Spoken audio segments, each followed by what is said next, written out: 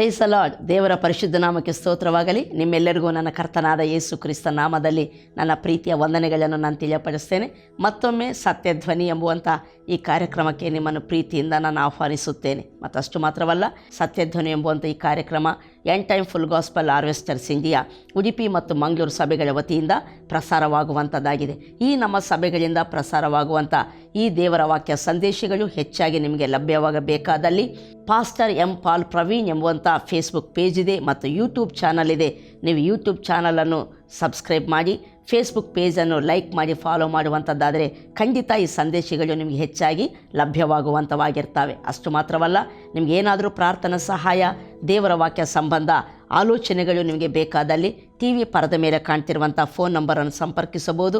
ಖಂಡಿತವಾಗಿ ದೇವರ ಆತ್ಮನ ಸಹಾಯದಿಂದ ನಿಮಗೆ ಆದಷ್ಟು ಸಹಾಯ ಮಾಡಲಿಕ್ಕೆ ಸಿದ್ಧರಿದ್ದೇವೆಂಬುದನ್ನು ಹೇಳಲಿಕ್ಕೆ ನಾನು ಇಷ್ಟಪಡ್ತೇನೆ. Price the lord. ದೇವರ ನಾಮಕ್ಕೆ ಸ್ತೋತ್ರವಾಗಲಿ.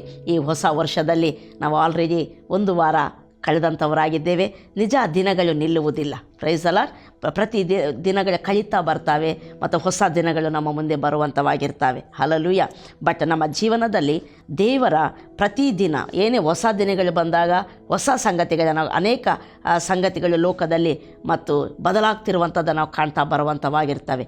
ಯಾವುದೇ ಸಿಚುವೇಷನಲ್ಲಿ ನಮ್ಮನ್ನು ಜಯಶಾಲಿಗಳನ್ನಾಗಿ ನಿಲ್ಲಿಸುವಂಥದ್ದು, ಯಾವುದೇ ಪರಿಸ್ಥಿತಿಗಳಲ್ಲಿ ಬಹಳ ಫಲಿಸುವಂತೆ ನಮ್ಮನ್ನು ಮಾಡುವಂಥದ್ದು ದೇವರ ವಾಕ್ಯದ ಜ್ಞಾನ, ತಿಳುವಳಿಕೆ ಆಗಿರ್ತದೆ. ಇವತ್ತು ದೇವರ ವಾಕ್ಯವನ್ನು ನೀವು ಕೇಳಲಿಕ್ಕೆ ಆಸಕ್ತರಾಗಿದ್ದೀರಾ? ಇದು ಒಳ್ಳೆಯ ಒಂದು ಸಂಗತಿಯಾಗಿದೆ. ನಿಜ, ದೇವರ ವಾಕ್ಯವನ್ನು ಕೇಳುವಂಥ ಆಸಕ್ತಿ ಬಹಳ ಪ್ರಾಮುಖ್ಯ. ಬಟ್ ಎರಡನೇದಾಗಿ ಏನಂದರೆ, ಕೇಳುವಂಥ ನಾವುಗಳು ಏನನ್ನು ಕೇಳ್ತಿದ್ದೇವೆಂಬುದಾಗಿ ಗಮನ ಕೊಟ್ಟು ಕೇಳುವಂಥದ್ದು ಇನ್ನೊಂದು ಪ್ರಾಮುಖ್ಯತೆ. Price the lord. ಏನು ಕೇಳಿದ್ದೇವೋ ಅದನ್ನು ಸತತವಾಗಿ ತಿರುಗಿ ಜ್ಞಾಪಕ ಮಾಡಿಕೊಳ್ಳುವಂಥದ್ದು ಇನ್ನೂ ಪ್ರಾಮುಖ್ಯತೆಯಾಗಿದೆ. ಯಾಕಂದರೆ ಕೇಳುವಂಥದ್ದು, ಅದನ್ನು ಗಮನ ಕೊಟ್ಟು ಕೇಳಿ ಗ್ರಹಿಸಿಕೊಳ್ಳುವಂಥದ್ದು, ಅದನ್ನು ಪದೇ ಪದೇ ಜ್ಞಾಪಕ ಮಾಡಿಕೊಳ್ತಾ ಅದರಲ್ಲಿ ನೆಲೆಗೊಳ್ಳುವಂಥದ್ದು, ಇದೆಲ್ಲ ಸೇರಿ ನಮ್ಮ ಮನಸ್ಸನ್ನು ನೂತನಪಡಿಸುವಂಥದ್ದಾಗಿರ್ತೈತೆ. ನಮ್ಮ ಮನಸ್ಸು ಯಾವಾಗ ನೂತನವಾಗ್ತಿತೋ ಖಂಡಿತ ನಮ್ಮ ಜೀವನವೆಲ್ಲ ನೂತನ ಕಾರ್ಯಗಳನ್ನು ಅನುಭವಿಸುವಂಥದ್ದು ಆಗಿರ್ತೈತೆ. ದೇವರ ವಾಕ್ಯ ಇದರ ಕುರಿತು ಏನು ಹೇಳ್ತೈತೋ ಸತ್ಯವೇದದಿಂದ ನಾವು ನೋಡುವವರಾಗಿರೋಣ. ರೋಮಾಪುರದವರಿಗೆ ಬರೆದಂಥ ಪತ್ರಿಕೆ 12ನೇ ಅಧ್ಯಾಯ 1-2 ವಚನಗಳನ್ನು ನಿಮ್ಮ ಮಧ್ಯದಲ್ಲಿ ನಾನು ಓದಲಿಕ್ಕೆ ಇಷ್ಟಪಡ್ತೇನೆ. ನಾವು ನೋಡ್ತೇವೆ, ಆದದರಿಂದ ಸಹೋದರರೇ, ದೇವರ ಕನಿಕರವನ್ನು ನಿಮ್ಮ ನೆನಪಿಗೆ ತಂದು ನಿಮ್ಮನ್ನು ಬೇಡಿಕೊಳ್ಳುವುದೇನೆಂದರೆ, ನೀವು ನಿಮ್ಮ ದೇಹಗಳನ್ನು ದೇವರಿಗೆ ಮೀಸಲಾಗಿಯೂ ಮೆಚ್ಚುಗೆಯಾಗಿಯೂ ಇರುವ ಸಜೀವ ಯಜ್ಞವಾಗಿ ಅರ್ಪಿಸಿರಿ. ಇದೇ ನಿಮ್ಮ ವಿವೇಕಪೂರ್ವಕವಾದ ಆರಾಧನೆಯು. ಇಹಲೋಕದ ನಡವಳಿಕೆಯನ್ನು ಅನುಸರಿಸದೆ ನೂತನ ಮನಸ್ಸನ್ನು ಹೊಂದಿಕೊಂಡು ಪರಲೋಕ ಭಾವದವರಾಗಿರಿ. ಹೀಗಾದರೆ ದೇವರ ಚಿತ್ತಕ್ಕನುಸಾರವಾದದ್ದು, ಅಂದರೆ ಉತ್ತಮವಾದದ್ದು, ಮೆಚ್ಚುಗೆಯಾದದ್ದು, ದೋಷವಿಲ್ಲದ್ದು ಯಾವುದೆಂದು ವಿವೇಚಿಸಿ ತಿಳಿದುಕೊಳ್ಳುವಿರಿ. Price the lord. ಇಲ್ಲಿ ನಾವು ನೋಡ್ತೇವೆ, ಅಪೊಸ್ತಲನಾದ ಪೌಲನು ರೋಮಾಪುರದಲ್ಲಿ ಅನ್ಯರು ಕರ್ತನ ಕಡೆ ತಿರುಗಿಕೊಂಡಿದ್ದಾರೆ. ಹಲ್ಲೆಲೂಯಾ. ಅನ್ಯರಾಗಿದ್ದ ವ್ಯಕ್ತಿ ಅಂದರೆ ಯಹೂದೇತರು, ಯಹೂದಿಗಳಲ್ಲ, ಯಹೂದಿಗೆ ಸಂಬಂಧಪಟ್ಟವರಲ್ಲ, ಅನ್ಯರಾಗಿರುವಂಥವರು ಯೇಸು ಕ್ರಿಸ್ತನ ಸುವಾರ್ತೆ ಅವರಿಗೆ ಹೋದಾಗ ಅವರ ಆ ಸುವಾರ್ತೆಯಲ್ಲಿ ನಂಬಿಕೆಯಿಟ್ಟು ದೇವರ ಕಡೆ ತಿರುಗಿಕೊಂಡವರಾಗಿದ್ದಾರೆ. ಅವರು ಯಾವಾಗಲೇ ನಂಬಿಕೆ ಎಂಬ ವಿಧೇಯತ್ವಕ್ಕೆ ಅವರು ಒಳಗಾಗಿದ್ದಾರೆ ಎಂಬುದಾಗಿ ಸಮಾಚಾರ ಪೌಲನಿಗೆ ಗೊತ್ತಾಗ್ತಿತ್ತೋ ಆ ದಿನದಿಂದ ಅವರಿಗಾಗಿ ಆತನು ಎಡೆಬಿಡದೆ ಪ್ರಾರ್ಥನೆ ಮಾಡುತ್ತಾ ಮತ್ತು ವಿಜ್ಞಾಪನೆ ಮಾಡ್ತಿದ್ದ, ಸ್ತೋತ್ರ ಮಾಡ್ತಾ ವಿಜ್ಞಾಪನೆ ಮಾಡ್ತಿದ್ದ ಎಂಬುದಾಗಿ ಆತನ 1ನೇ ಅಧ್ಯಾಯದಲ್ಲಿ 8ನೇ ವಚನ 9ನೇ ವಚನದಲ್ಲಿ ಹೇಳುವವನಾಗಿರ್ತಾರೆ. ಹಲ್ಲೆಲೂಯಾ. ಇಲ್ಲಿ ನಾವು ನೋಡ್ತೇವೆ, ಇವರಿಗೆ ಉಪದೇಶ ಮಾಡ್ತಾ ಅನ್ಯರಾದಂಥ ನಮಗೆ ದೇವರ ಕೃಪೆ ಹೇಗೆ ವಿಸ್ತರಿಸಲ್ಪಟ್ಟಿತು, ನಾವು ದೇವರ ರಕ್ಷಣೆಯನ್ನು ಕ್ರಿಸ್ತನ ಮೂಲಕ, ಕ್ರಿಸ್ತನಲ್ಲಿ ನಂಬಿಕೆಯಿಡುವುದರ ಮೂಲಕ, ಕೃಪೆಯಿಂದಲೇ ನಂಬಿಕೆ ಮೂಲಕ ದೇವರ ರಕ್ಷಣೆಗೆ ನಾವು ಬಾಧ್ಯರಾಗಿದ್ದೇವೆ. ಇದು ಕೇವಲ ದೇವರ ದಯೆ ಬಿಟ್ಟರೆ ನಮ್ಮ ಪುಣ್ಯ ಕಾರ್ಯಗಳಿಂದ ಆದದ್ದು ಅಲ್ಲ. ನಾವೇನೋ ಒಳ್ಳೆಯವರಾದ್ದರಿಂದ, ಯಹೂದ್ಯರಿಗಿಂತ ಉತ್ತಮರಾದ್ದರಿಂದ ನಾವು ರಕ್ಷಣೆಯನ್ನು ಹೊಂದಲಿಲ್ಲ. ದೇವರ ಕನಿಕರದಿಂದ, ಕೃಪೆಯಿಂದ ರಕ್ಷಣೆ ಹೊಂದಿದವರಾಗಿದ್ದೇವೆ ಎಂಬುದನ್ನು ಮತ್ತು ಇದರ ಅಂದರೆ 12ನೇ ಅಧ್ಯಾಯಕ್ಕಿಂತ ಮುಂದೆ ಇರುವಂಥ ಅಧ್ಯಾಯಗಳಲ್ಲಿ ಆತನ ಸಂಗತಿಗಳನ್ನು ತಿಳಿಸ್ತಾ ಬರುವಂಥ ಆತನಾಗಿರ್ತಾನೆ. ಇದನ್ನು ತಿಳಿಸುತ್ತಾ ಕಳೆದಾಗ ಆತನ 12ನೇ ಅಧ್ಯಾಯದಲ್ಲಿ ಹೀಗೆ ಹೇಳ್ತಿದ್ದಾನೆ, ಅದೇನೆಂದರೆ, ಆದದರಿಂದ ಸಹೋದರರೇ, ದೇವರ ಕನಿಕರವನ್ನು ನಿಮ್ಮ ನೆನಪಿಗೆ ತಂದು ಎಂಬುದಾಗಿ. ನಿಮ್ಮ ಮೇಲೆ ದೇವರ ಕನಿಕರ ಇರುವಂಥದ್ದನ್ನು ನಾವು ನಿಮ್ಮ ನೆನಪಿಗೆ ತರ್ತಾ ಇದ್ದೇನೆ ಎಂಬುದಾಗಿ. ಪ್ರಿಯ ದೇವರ ಮಕ್ಕಳೇ, ನಾವಿವತ್ತು ಯೇಸು ಕ್ರಿಸ್ತನಲ್ಲಿ ನಂಬಿಕೆ ಇಟ್ಟಿದ್ದೇವೆಂದರೆ ಯಾರೋ ಪುಸಲಾಯಿಸಿದ್ದಕ್ಕಲ್ಲ, ಅಥವಾ ಯಾರೋ ಬಲವಂತ ಮಾಡಿದ್ದಕ್ಕಾಗಲ್ಲ, ಏನೋ ಅಪ್ಪಿತಪ್ಪಿ ನಾವು ನಂಬಿರುವಂಥದ್ದಲ್ಲ, ಗೊತ್ತಿಲ್ಲದೆ ಹಿಂಗಾಗ್ಬಿಡ್ತು ಅಂತ ಹೇಳಲಿಕ್ಕೆ ಅಲ್ಲ. ನಾವು ನೋಡ್ತೇವೆ ಯಾವ ರೀತಿಯಿಂದಾದರೂ ನೀನು ಯೇಸು ಸ್ವಾಮಿ ನಂಬಿದ್ರು ಸಹ ವಿಷಯ ಏನಂದರೆ, ನೀನು ದೇವರ ಸಂಕಲ್ಪದಲ್ಲಿದ್ದೀಯಾ, ದೇವರ ಕೃಪೆ, ದೇವರ ಕನಿಕರ ನಿನ್ನ ಮೇಲೆ ಇದೆ ಎಂಬುದು ಸ್ಪಷ್ಟವಾಗಿರುವಂಥ ಸಂಗತಿ. ಯೇಸು ಕ್ರಿಸ್ತನಲ್ಲಿ ನಂಬಿಕಿಟ್ಟಿರುವಂಥ ಸಂಗತಿ ಅನೇಕ ಸಾರಿ ನಮಗದು ಸಣ್ಣ ವಿಷಯವಾಗಿ ತೋರುವಂಥದ್ದಾಗಿರ್ತೈತೆ. ಬಟ್ ಆದರೆ ಯೇಸು ಕ್ರಿಸ್ತರಲ್ಲಿ ನಂಬಿಕಿಡುವುದರ ಮೂಲಕ ದೇವರ ರಕ್ಷಣೆಗೆ ಬಾಧ್ಯರಾಗಿದ್ದೇವೆ. ಆ ರಕ್ಷಣೆ ನಮ್ಮ ಜೀವನದಲ್ಲಿ ಎಷ್ಟು ಆಶೀರ್ವಾದದ ಸಂಗತಿ ಎಂಬುವಂಥ ತಿಳುವಳಿಕೆ ನಮಗೆ ಬರುವಂಥದ್ದಾದರೆ, ನಾವು ದೇವರು ನಮ್ಮ ಮೇಲೆ ಇಟ್ಟಂಥ ಕನಿಕರ, ನಾವು ಹೊಂದಿರುವಂಥ ರಕ್ಷಣೆ, ಇದರ ಬಗ್ಗೆ ಬಹಳವಾದಂಥ ಗೌರವವುಳ್ಳವರು, ಗಂಭೀರವಾಗಿ ಎಣಿಸುವವರು ನಾವಾಗಿರ್ತೇವೆ. ಹಲ್ಲೆಲೂಯಾ. ಪೌಲನಿಗೆ ನಮಗೆ ದೇವರು ಕೊಟ್ಟ, ಕ್ರಿಸ್ತನಲ್ಲಿ ಕೊಟ್ಟಂಥ ರಕ್ಷಣೆ ವಿಷಯದಲ್ಲಿ ಆತನಿಗೆ ಸ್ಪಷ್ಟವಾಗಿ ಆ ರಕ್ಷಣೆ ಎಂಥದ್ದಾಗಿದೆ ಎಂಬುವಂಥ ತಿಳುವಳಿಕೆ ಆತನಿಗೆ ಇರುವಂಥದ್ದಾಗಿತ್ತು. Price the lord. ರಕ್ಷಣೆ ನಮ್ಗೆ ಎಷ್ಟು ಅಗತ್ಯ, ಆ ರಕ್ಷಣೆ ಹೊಂದಿರುವಂಥದ್ದು ಎಷ್ಟು ಭಾಗ್ಯ, ಇದರ ಸಂಗತಿ ಪೌಲನಿಗೆ ಸ್ಪಷ್ಟವಾಗಿ ತಿಳಿದಿರುವಂಥದ್ದಾಗಿತ್ತು. ಅದಕ್ಕೆ ರಕ್ಷಣೆ ಹೊಂದಿದ್ದವರಿಗೆ ಆತನು ಹೇಳ್ತಿದ್ದಾನೆ, ನೀವು ರಕ್ಷಣೆ ಹೊಂದಿದ್ದೀರಂದರೆ ದೇವರ ಕನಿಕರ ನಿಮ್ಮ ಮೇಲೆ ಇದೆ ಎಂಬುದಾಗಿ. ದೇವರ ಕನಿಕರ ನಿಮ್ಮ ಮೇಲೆ ಇದೆ. Price the lord. ನಾನು ಸುಮ್ಮನಾದರೂ ಯೇಸು ಸ್ವಾಮಿ ನಂಬಿಬಿಟ್ಟೆ ಅಂತ ಹೇಳುವವರು ಇರ್ತಾರೆ. ನೀನು ಸುಮ್ಮನೆ ನಂಬಲಿಲ್ಲ, ದೇವರ ಕನಿಕರ ನಿನ್ನ ಮೇಲೆ ಇರುವುದರಿಂದ, ನಿಮ್ಮ ಮೇಲೆ ಇರುವುದರಿಂದ ನೀವು ಯೇಸು ಸ್ವಾಮಿ ಕಡೆ ಬಂದವರಾಗಿದ್ದೀರಾ, ಯೇಸು ಸ್ವಾಮಿ ನಂಬಿದವರು ನೀವಾಗಿದ್ದೀರಾ. Praise the lord. ಅಷ್ಟು ಮಾತ್ರವಲ್ಲ, ನೀವು ಹೊಂದಿರುವಂಥ ರಕ್ಷಣೆ ಸಾಮಾನ್ಯವಾದದ್ದಲ್ಲ.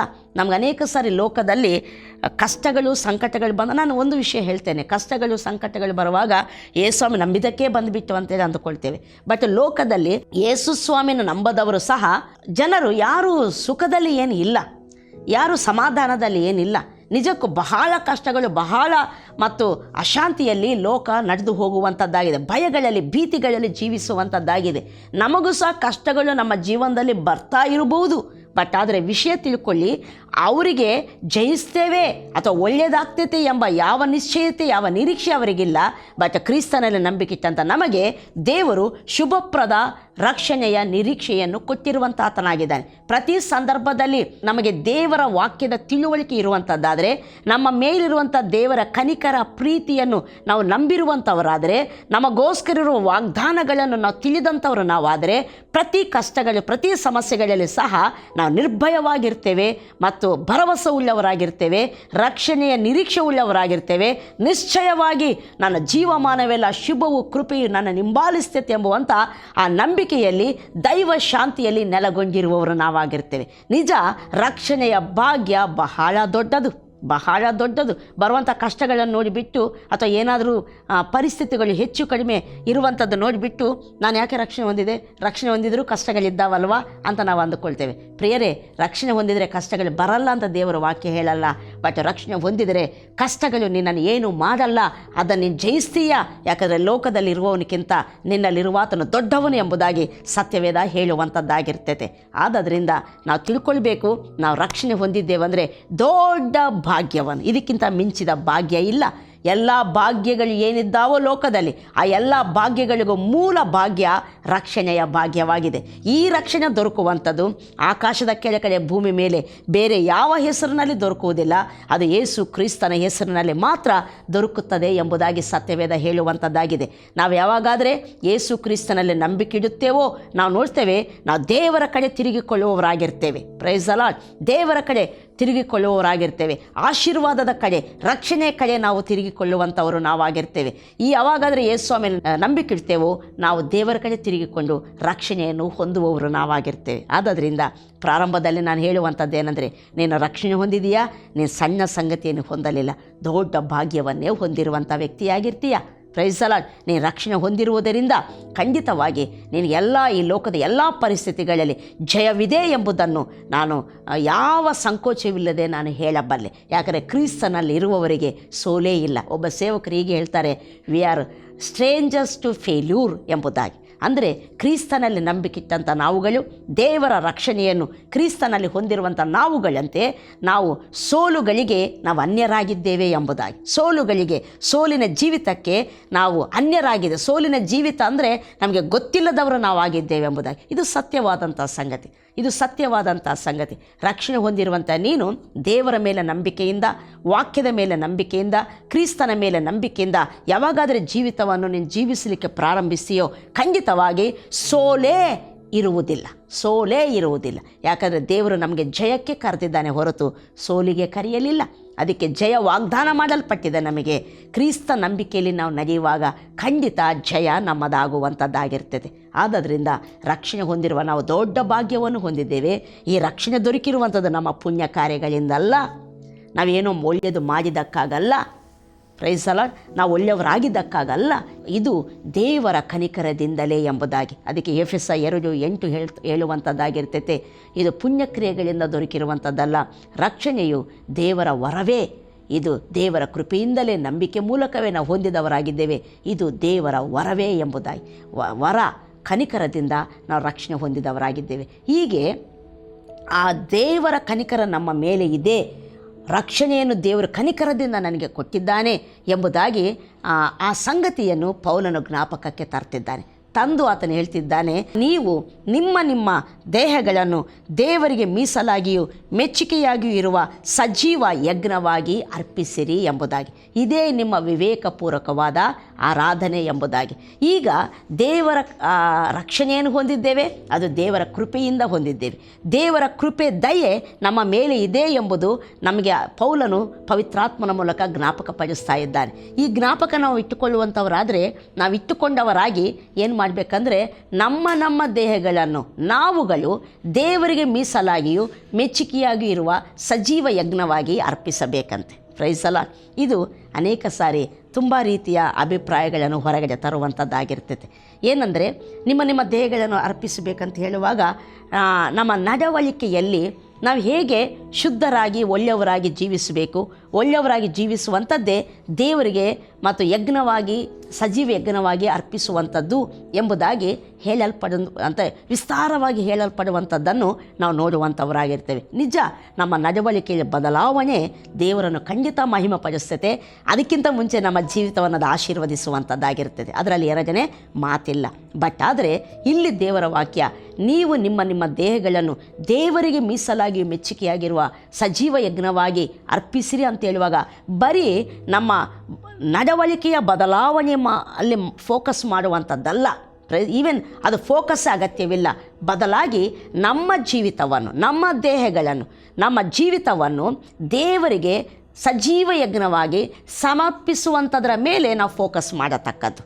ಒಬ್ಬ ವ್ಯಕ್ತಿ ದೇವರಿಗೆ ಸಮರ್ಪಿತನಾದರೆ, ಒಬ್ಬ ವ್ಯಕ್ತಿ ದೇವರಿಗಾಗಿ ಜೀವಿಸುವಂಥವನಾದರೆ ಖಂಡಿತವಾಗಿ ಅವನ ಜೀವಿತ ಮತ್ತು ದೊಡ್ಡ ಭಾಗ್ಯಕರವಾಗಿ ಮಾರ್ಪಡುವಂಥದ್ದಾಗಿರ್ತೈತೆ. ಅವನ ಜೀವನದಲ್ಲಿ ಸೋಲೆ ಆತನು ಖಂಡಿತವಾಗಿ ನೋಡುವುದಿಲ್ಲ.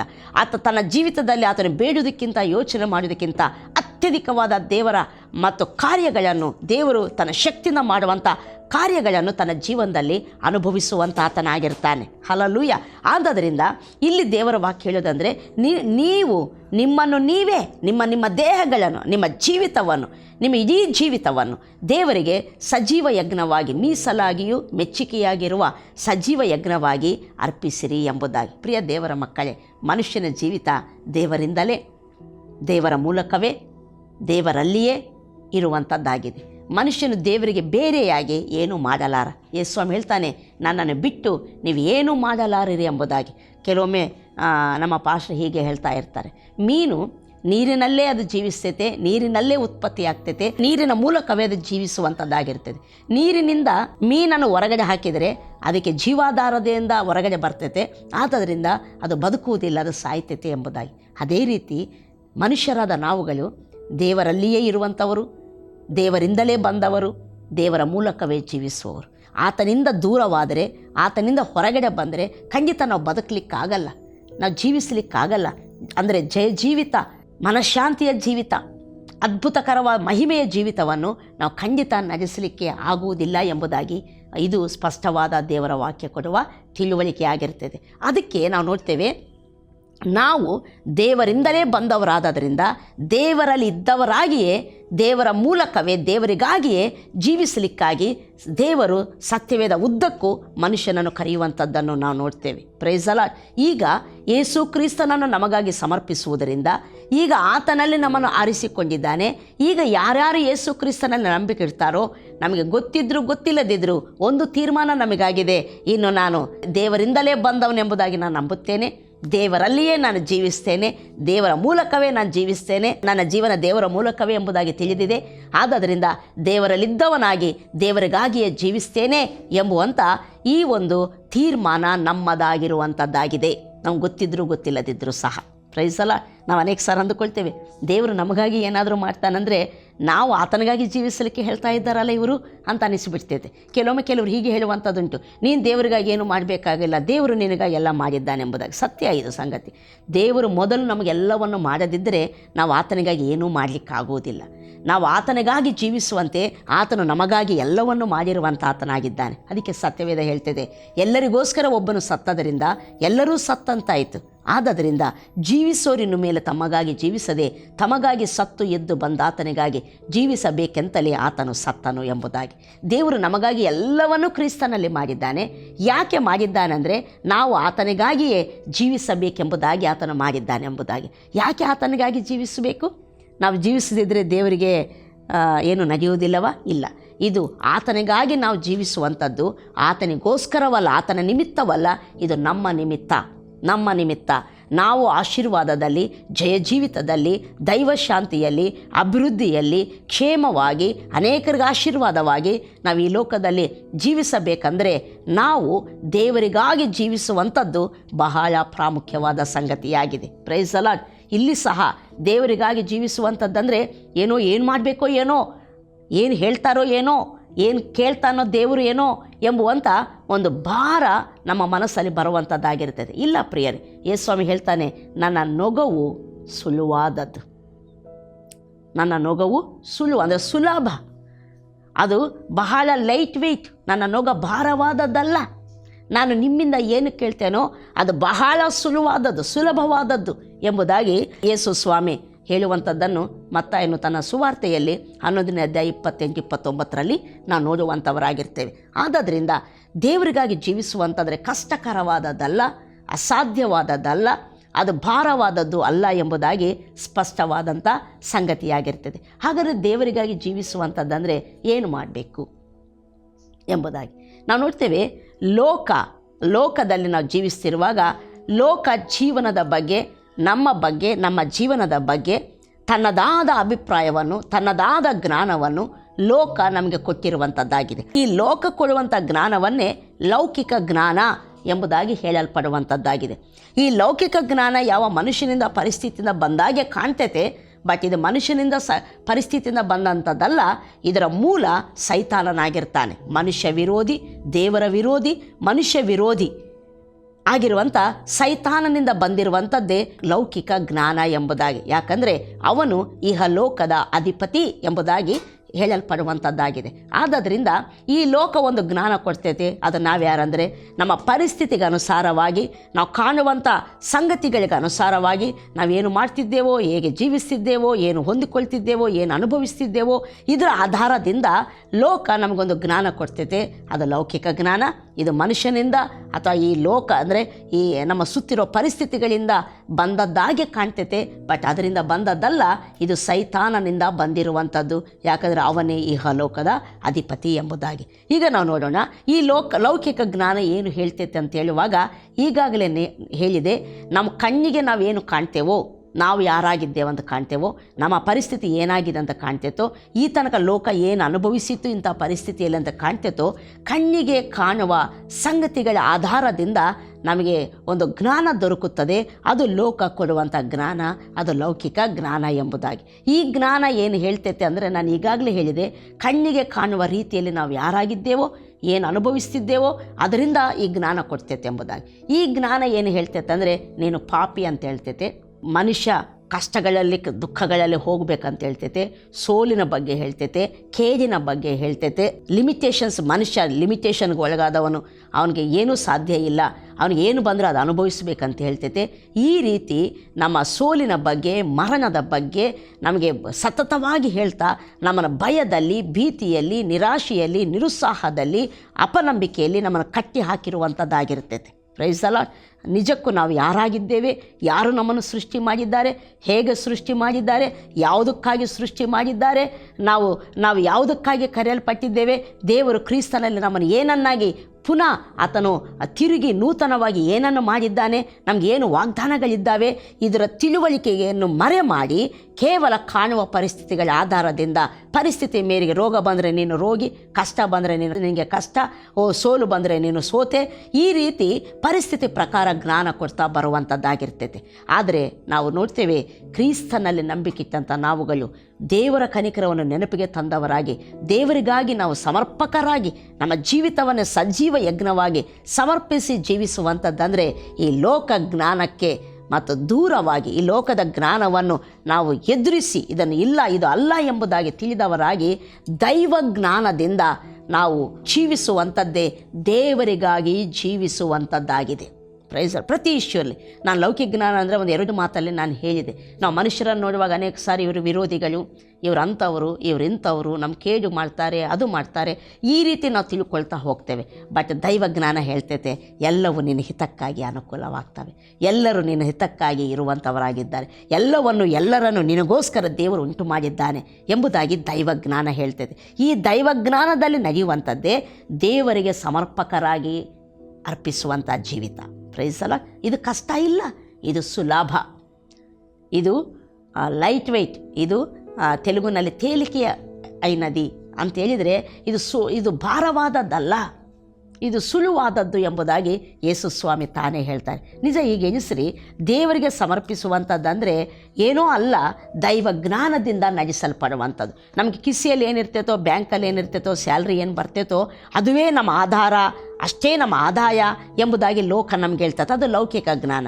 ಬಟ್ ದೈವ ಜ್ಞಾನ ಏನನ್ನು ಹೇಳ್ತೈತೆ ಅಂದರೆ, ದೇವರಿಗೆ ನೀನು ಬಾಧ್ಯನಾಗಿದ್ದೀಯಾ, ಸಮಸ್ತವು ನಿನ್ನದಾಗಿದೆ, ದೇವರು ನಿನ್ನ ಅಗತ್ಯವನ್ನೆಲ್ಲ ತನ್ನ ಪ್ರಭಾವದ ಐಶ್ವರ್ಯಕ್ಕೆ ತಕ್ಕ ಹಾಗೆ ತೀರಿಸ್ತಾನೆ, ನೀನು ದೇವರಿಗೆ ವಾರಸನಾಗಿದ್ದೀಯಾ, ನಿನಗೆ ಯಾವತ್ತೂ ಯಾವ ಮೇಲಿಗೂ ಕೊರತೆ ಆಗುವುದಿಲ್ಲ ಎಂಬುದಾಗಿ ದೈವ ಜ್ಞಾನ ಬೋಧಿಸುವಂಥದ್ದಾಗಿರ್ತದೆ. ಹೀಗೆ ಪ್ರತಿಯೊಂದು ವಿಷಯದಲ್ಲಿ, ನಮ್ಮ ಆತ್ಮ ವಿಷಯದಲ್ಲಿ, ನಮ್ಮ ಮನಸ್ಸಿನ ವಿಷಯದಲ್ಲಿ, ನಮ್ಮ ದೇಹದ ವಿಷಯದಲ್ಲಿ, ನಮ್ಮ ಆರ್ಥಿಕ ವಿಷಯದಲ್ಲಿ, ನಮ್ಮ ಆರೋಗ್ಯದ ವಿಷಯದಲ್ಲಿ, ನಮ್ಮ ಕುಟುಂಬಗಳ ವಿಷಯದಲ್ಲಿ, ನಮ್ಮ ಸಂಬಂಧಗಳ ವಿಷಯದಲ್ಲಿ, ನಮ್ಮ ಕೆಲಸಗಳು, ನಮ್ಮ ಸೇವೆಗಳು, ನಮ್ಮ ಭವಿಷ್ಯತ್ತು, ನಮ್ಮ ಮಕ್ಕಳು, ಎಲ್ಲಗಳ ವಿಷಯದಲ್ಲಿ ಲೋಕ ಒಂದು ಜ್ಞಾನ ಕೊಡ್ತೈತೆ, ದೇವರೊಂದು ಜ್ಞಾನ ಕೊಡ್ತಾನೆ. ನಾವು ಯೇಸುಸ್ವಾಮಿ ನಂಬಿಕೆ ಇಟ್ಟವರು ಲೋಕಜ್ಞಾನದ ಪ್ರಕಾರ ನಡೆಯಬಾರದು, ದೈವಜ್ಞಾನ ಪ್ರಕಾರ ನಡೆಯಬೇಕು. ದೈವಜ್ಞಾನದಲ್ಲಿ ನೆಲೆಗೊಂಡವರಾಗಿ ನಡೆಯಬೇಕು. ದೈವಜ್ಞಾನದಲ್ಲಿ ನೆಲೆಗೊಂಡು ನಡೆಯುವಂಥದ್ದೇ ದೇವರಿಗೆ ಸಮರ್ಪಕವಾದ ಜೀವಿತ, ದೇವರಿಗೆ ಸಜೀವ ಯಜ್ಞವಾಗಿ ಅರ್ಪಿಸುವಂಥ ಜೀವಿತ. ಈ ದೈವಜ್ಞಾನದಿಂದ, ಲೋಕ ಕೊಡುವಂಥ ಜ್ಞಾನದಿಂದ ನಡೆಯುವಾಗ ಭಯ, ಚಿಂತೆ, ಸ್ವಾರ್ಥ, ದ್ವೇಷ, ಜಗಳ, ಹೊಟ್ಟೆ ಕಿಚ್ಚು, ಬೇಡಾದ ಸಂಗತಿಗಳಲ್ಲಿ ನಾವು ನಡೆಯುವಂಥವರಾಗಿರ್ತೇವೆ. ಅಲ್ಲಿ ಯಾವ ನಿರೀಕ್ಷೆ ಇರುವುದಿಲ್ಲ, ಬರೀ ನಿರಾಶೆ ಇರುವಂಥದ್ದಾಗಿರ್ತದೆ. ಅಲ್ಲಿ ಯಾವ ಉತ್ಸಾಹವಿರುವುದಿಲ್ಲ, ಯಾವಾಗಲೂ ನಿರುತ್ಸಾಹ ಇರುವಂಥದ್ದಾಗಿರ್ತದೆ. ಅಲ್ಲಿ ಜಯದ ನಿರೀಕ್ಷೆ ಇರಲ್ಲ, ಕೇಡಿನ ಮತ್ತು ನಿರೀಕ್ಷೆಯಲ್ಲಿ, ಭಯದಲ್ಲಿ ನಾವು ನಡೆಯುವಂಥವರಾಗಿರ್ತೇವೆ. ಆದರೆ ದೈವ ಜ್ಞಾನದಿಂದ ನಾವು ನಡೆಸಲ್ಪಡುವಾಗ ಮನಸ್ಸಮಾಧಾನ ಇರ್ತೈತೆ, ದೈವ ಶಾಂತಿಯಲ್ಲಿ ನಾವು ನೆಲೆಗೊಂಡವರಾಗಿರ್ತೇವೆ, ನಿರ್ಭಯವಾಗಿರ್ತೇವೆ, ಭರವಸೆ ಉಳ್ಳವರಾಗಿರ್ತೇವೆ, ಪ್ರೀತಿಯಿಂದ ನಾವು ನಡೆಯುವಂಥವರಾಗಿರ್ತೇವೆ. ಪ್ರೈಸ್ ಅಲ್ಲ. ದೈವ ಪ್ರೀತಿಯಿಂದ ನಾವು ನಡೆಯುವಂಥವರಾಗಿರ್ತೇವೆ. ಯಾವಾಗಲೂ ದೇವರ ನಿರೀಕ್ಷೆಯಲ್ಲಿ ನಾವು ಸ್ಥಾಪಿಸಲ್ಪಟ್ಟವರು ನಾವಾಗಿರ್ತೇವೆ. ಆದ್ದರಿಂದ ಮೊದಲನೇದಾಗಿ ನಾವು ತಿಳ್ಕೊಳ್ಳೋಣ, ದೇವರಿಗಾಗಿ ಜೀವಿಸಲಿಕ್ಕೆ ನಮ್ಮನ್ನು ಕರೆದಿದ್ದಾನೆ. ಹೊಸ ವರ್ಷದಲ್ಲಿ ಹೊಸ ಒಂದು ತಿಳುವಳಿಕೆ, ಹೊಸ ಒಂದು ತೀರ್ಮಾನ ಏನೆಂದರೆ, ದೇವರು ಆತನ ಕನಿಕರವನ್ನು ನಾನು ಹೊಂದಿದ್ದೇನೆ, ರಕ್ಷಣೆ ಹೊಂದಿದ್ದೇನೆ ಅಂದರೆ ದೇವರ ಕನಿಕರ ನನ್ನ ಮೇಲಿದೆ. ಹಾಗಾದರೆ ನನ್ನ ಜೀವಿತವನ್ನೇ ದೇವರಿಗೆ ಮೀಸಲಾಗಿ ಮೆಚ್ಚುಗೆಯಾಗಿರುವ ಯಜ್ಞವಾಗಿ ಸಮರ್ಪಿಸಬೇಕು. ಹಾಗೆ ಸಮರ್ಪಿಸುವಂಥದ್ದಂದರೆ ಬೇರೆ ಏನೂ ಅಲ್ಲ, ದೈವ ಜ್ಞಾನದಲ್ಲಿ ನೆಲೆಗೊಳಿಸಲ್ಪಡುವಂಥದ್ದು, ಅದರ ಪ್ರಕಾರ ನಡೆಯುವಂಥದ್ದು. ಆ ದೈವ ಜ್ಞಾನ ಕೊಡುವಂಥದ್ದು ಯೇಸು ಕ್ರಿಸ್ತನಾಗಿದ್ದಾನೆ. ಎರಡನೇದಾಗಿ ದೇವರ ವಾಕ್ಯವಾಗಿದೆ.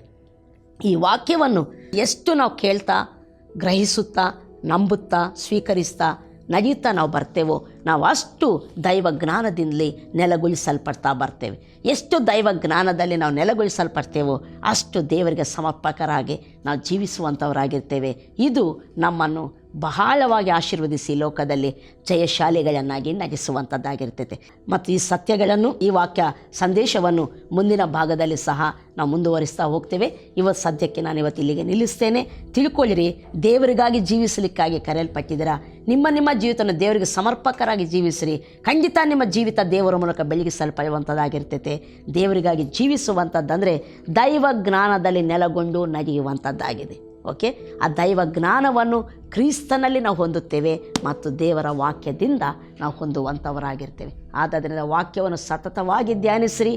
ಕ್ರಿಸ್ತನು ಏನೋ ನಮಗೆ ಅರ್ಥವಾಗ್ತೈತೆ, ದೈವ ಜ್ಞಾನವೇನೋ ನಾವು ಹೊಂದಿಕೊಳ್ಳುವಂಥವರಾಗಿರ್ತೇವೆ. ಮಹಿಮೆಯ ಜೀವಿತ ನಮ್ಮದಾಗ್ತೈತೆ. ಪ್ರಾರ್ಥನೆ ಮಾಡೋಣ. ಪ್ರೀತಿಯುಳ್ಳ ಪರಲೋಕದ ತಂದೆ ದೇವರೇ, ಯೇಸು ಕ್ರಿಸ್ತನ ನಾಮದಲ್ಲಿ ನಿಮಗೆ ಸ್ತುತಿ ಸ್ತೋತ್ರಗಳನ್ನು ಸಲ್ಲಿಸುತ್ತೇವೆ ಸ್ವಾಮಿ. ಅದ್ಭುತವಾದ ಸಮಯಕ್ಕಾಗಿ ಸ್ತೋತ್ರ, ನಿನ್ನ ಪ್ರಸನ್ನತೆಗಾಗಿ ಸ್ತೋತ್ರ, ವಾಕ್ಯಕ್ಕಾಗಿ ಸ್ತೋತ್ರ. ಈ ಬೆಳಕು ಕೊಡುವಂಥ, ಜೀವ ಕೊಡುವಂಥ ಈ ನಿನ್ನ ವಾಕ್ಯಗಳು, ಈ ವಾಕ್ಯದ ಕರ್ತನಪ್ಪ ಕೊಡುವಂಥ ಜ್ಞಾನ ಕೇಳುವಂಥ ಪ್ರತಿಯೊಬ್ಬರ ಹೃದಯದಲ್ಲಿ ನಿನ್ನ ಆತ್ಮನ ಮೂಲಕ ನೆಲಗೊಳಿಸಲ್ಪಡಲಿ. ಹಾಗೆ ನೀನು ಮಾಡುತ್ತೀ ಎಂಬುದಾಗಿ ನಾನು ಸ್ತೋತ್ರ ಮಾಡ್ತೇನೆ. ಎಲ್ಲರನ್ನು ಜೀವಿತಕ್ಕೆ ಕರೆದಾತನೆ, ಜಯದಲ್ಲಿ ನೆಲೆಗೊಳಿಸಿ ನಗಿಸುವಾತನೆ, ನಿನಗೆ ಸ್ತೋತ್ರ ಮಾಡ್ತಾ ಯೇಸು ಕ್ರಿಸ್ತನ ನಾಮದಲ್ಲಿ ಪ್ರಾರ್ಥಿಸಿ ಬೇಗ ಹೊಂದಿದ್ದೇವೆ ಪ್ರೀತಿಯುಳ್ಳ ಪರಲೋಕದ ತಂದೆ. ಆಮೆನ್.